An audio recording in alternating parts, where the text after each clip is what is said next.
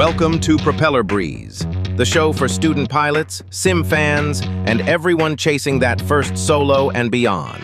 All information in this podcast is for entertainment and general knowledge only. Always verify with certified flight instructors or regulatory authorities before attempting anything mentioned here. Welcome to the deep dive. If you're a pilot in training, you know there's just a mountain of dense operational data you have to get your head around. A lot to learn. So today, we're tackling what is, I think, probably the single most important instrument for performance and safety in the cockpit. The Airspeed Indicator, the ASI. Absolutely. And our whole mission today is to take all those definitions, all those V-speeds, and sort of pull them out of the textbook. Right. We want to turn them into practical, instant knowledge you can actually use in the cockpit when it matters. Okay, so let's start with the basics then. The physics of how this thing even works. It's a key part of the pitot-static system. It is. And it's the only one that uses both the pitot tube and the static port. At its heart, it's really just a sensitive differential pressure gauge. Differential pressure, meaning it's comparing two things. Exactly. It's constantly comparing two forces. First, you've got the static pressure. That's just the still ambient air pressure outside the plane that gets fed into the instrument's case. And second, you have the pitot pressure. You can call it dynamic pressure or ram pressure. It's the air that's being rammed directly into the pitot tube on the front of the wing. So when the airplane is just sitting on the ramp, not moving, those two pressures are basically the same. They're equal, yeah. And so the needle reads 0. The second you start rolling, that ram air pressure starts to build up. It becomes greater than the static pressure. Right. And that difference in pressure inflates a little diaphragm inside the instrument, and that expansion is what moves the needle through a bunch of tiny little linkages. What's so interesting about that is it means the ASI is measuring pressure, not speed. Not really. That is a critical distinction, and we are absolutely going to come back to it. But first, since we're on the hardware, we should probably talk about blockages, a huge safety item. Oh, yeah. This is a big one for student pilots. It is. If that little pitot tube gets clogged, maybe by some ice, or even, a bug, but the drain hole is still clear, the pressure inside can drop to 0. And your airspeed indicator will read 0, even if you're flying at 100 knots. Which is terrifying.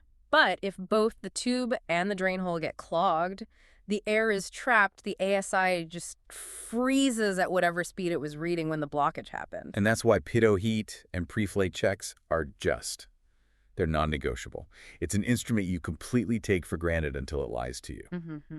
Okay, so now that we know how it works, let's get into the 4 different types of airspeed, because they are definitely not interchangeable. Let's start with the one you see on the dial, indicated airspeed. IAS. Right. And what's fascinating is that IAS, even though it's the most, let's call it raw, uncorrected number, it is king when it comes to performance flying. It's the number you live by. Why is that? You'd think a more accurate number would be better. It's because all the aerodynamic forces, lift, drag, you name it, they aren't related to how fast you're going over the ground. They're related to dynamic pressure. And the ASI is just a dynamic pressure gauge. Exactly. So the manufacturer bases all the critical performance speeds, takeoff, landing, and especially stall speeds on IAS. An airplane stalls at a certain pressure, not a certain speed over the ground. Which means my stall speed, say 50 knots IAS, is always 50 knots IAS. Doesn't matter if I'm at sea level or 10,000 feet. That's incredibly useful. It's the whole point. But to make that reading just a little more precise, we have to move to our second type, calibrated airspeed, or CAS. Okay, so CAS is just IAS with some corrections. Right. Corrected for 2 things. Instrument error, which is just tiny imperfections in the gauge itself, and installation error. Installation error, what's that? Well, the static port is supposed to be measuring perfectly still air, but the airflow around the fuselage can sometimes mess with that reading a little bit, especially at, really high or low angles of attack. Okay, so if my IAS and my CAS are pretty much the same when I'm in cruise flight, why do I, as a student, really need to worry about this? Because the errors are biggest at the most critical time, low airspeeds. In the landing configuration, slow flight, those errors might be a few knots. And a few knots can be the difference between flying and stalling. It can. You have to look at the calibration chart in your POH to know the exact difference for your specific airplane at those slow speeds. Got it. So we clean up IAS to get CAS, but now we need to figure out how fast we're actually moving through the air. And that brings us to true airspeed, TAS. Yep. TAS is where we finally account for the atmosphere. It's CAS corrected for altitude and it's for non-standard temperature. The air gets much, much less dense the higher you go. So to get the same amount of pressure into the pitot tube, to make my ASI read, say, 100 knots at 10,000 feet, I have to be moving through that thin air much faster than I would at sea level. That's the heart of it right there. For any given CAS you're holding, your true airspeed is always increasing with altitude. And that's the number you use for flight planning, right? It is. The most accurate way to find it is with an E6B flight computer, either the old whiz wheel or an electronic one. You plug in your altitude and temperature, and it spits out the TAS.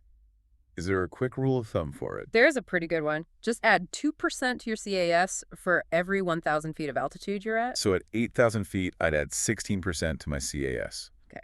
And that leads us to the last one, the easiest one, ground speed. GS. That's just your TAS, but with wind taken into account. That's all it is. TAS is your speed through the air. Ground speed is your speed over the ground. A headwind subtracts from your TAS. A tailwind adds to it. It's the number that tells you when you'll actually get there. Okay, let's pivot from the numbers to the visual roadmap on the ASI itself. The color codes. These are so important for quick decision making. They are. They're designed so you don't have to memorize every single number. You can just glance down and know if you're in a safe operating range. So let's start at the bottom of the dial with the white arc. The white arc is the flap operating range. Plain and simple. Its lower limit is a big one. VS is row. Yep. Stall speed in the landing configuration. So that's gear down, full flaps, power off, everything hanging out, ready to land. And the top of the white arc. That's VFE. Maximum flaps extended speed. You go faster than that and try to put the flaps down, you risk damaging them. Bad day. So approaches and landings, you live in the white arc. Once you clean up the airplane, you move into the green arc. The normal operating range, this is where you'll do most of your flying. The bottom of the green arc is VS1. Which is your stall speed in the clean configuration. So you're up, flaps up, it's always higher than VS0. And the top of the green arc is VNO, maximum structural cruising speed. And this is a really important one. You should not fly faster than VNO unless the air is perfectly smooth. Because that leads us right into the yellow arc, the caution range. Right. Flying in the yellow means you are eating into your structural safety margins. If you hit any turbulence, any significant gust, you need to slow down immediately and get back in the green. And at the very top, there's the one line you never, ever cross. The red line. V in E. Never exceed speed.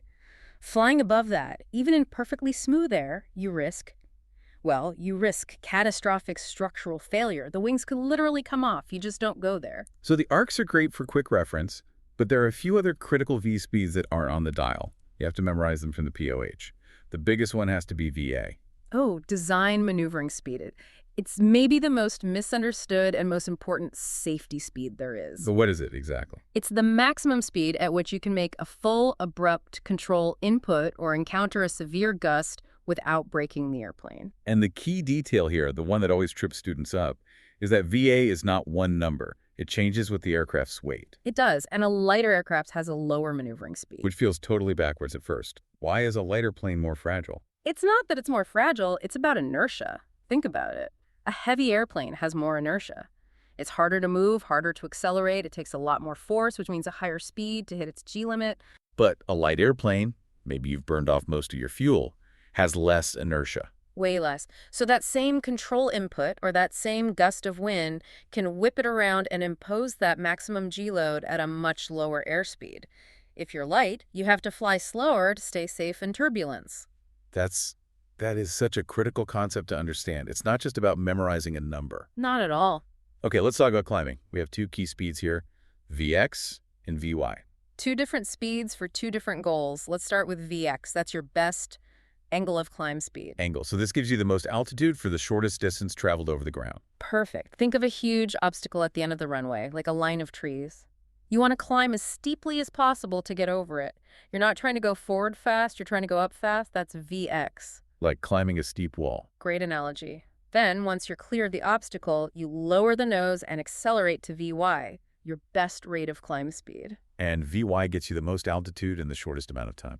Exactly. You're trading that steep angle for a better rate of climb. Now you're running up a gentle hill instead of climbing a wall. You'll get to your cruise altitude much faster.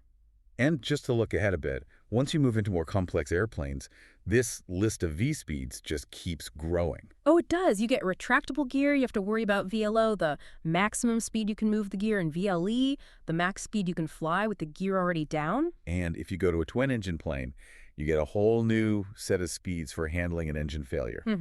You get VMC, minimum control speed with one engine out, and VYSC, that famous blue line speed for best single-engine climb rate. It's a whole different world of limitations. So let's bring this all home for that PPL student. What's the final takeaway on the ASI before a flight? 2 things. On your pre-flight, make sure it reads 0. Now, if you've got a really strong wind blowing right into the pitot tube, it might read a few knots. That's okay. But the big one is on the takeoff roll. The big one. You have to see that needle come alive. It must be increasing steadily as you accelerate. If it's stuck on 0 and you know you're moving at 30 or 40 knots, you abort the takeoff. Period. So connecting this all together, it seems like the big picture is that IAS is all about performance and safety, your aerodynamic world.